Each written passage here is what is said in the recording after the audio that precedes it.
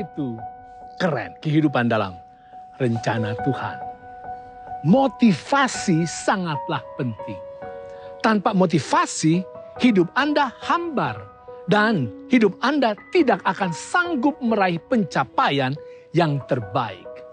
Novak Djokovic adalah contoh orang yang sangat penuh motivasi. Dia adalah petenis terbaik di dunia, di segala era.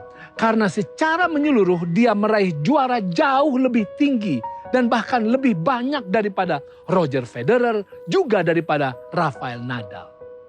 Apakah yang memotivasi Novak Djokovic? Dia katakan, keluarga. It breaks my heart every time I leave them. So when I travel, when I go somewhere, I really want to win. I want to make that travel worth it. Terjemahannya, itu menghancurkan hatiku setiap kali aku mengadakan perjalanan dan harus meninggalkan mereka untuk bertanding. Jadi ketika aku berpergian, ketika aku pergi ke suatu tempat, aku akan sangat ingin menang. Aku ingin menjadikan perjalanan itu layak. Saudara, apakah yang memotivasi Anda untuk hidup, untuk berkarya, untuk melayani? Alkitab ceritakan tentang Maria dan teman-temannya. Saat itu mereka sedang sangat berduka, kecewa, sakit hati karena tokoh yang mereka kagumi dan cintai mati secara mengerikan, disalibkan. Maka pada hari ketiga kedukaan, mereka pergi ke kubur untuk berziarah. Tetapi di sana mereka dapati batu penutup kubur telah terguling. Tidak ada tentara penjaga dan kubur itu kosong. Lalu seorang malaikat tiba-tiba muncul dan berkata, "Ia tidak ada di sini, ia telah bangkit."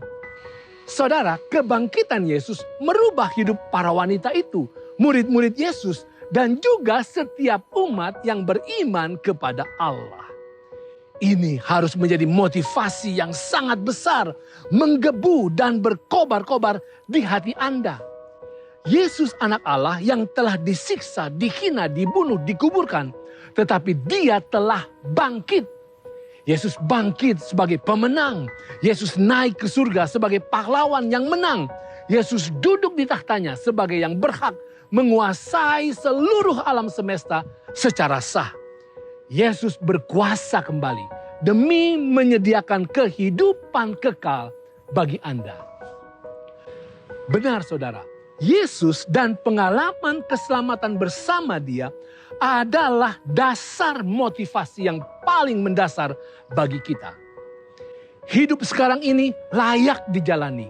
Layak diisi dengan karya-karya yang hebat. Layak dihadapi walau penuh tantangan hidup. Karena kemenangan dan keberhasilan kekal adalah kepastian. Yes, saudara.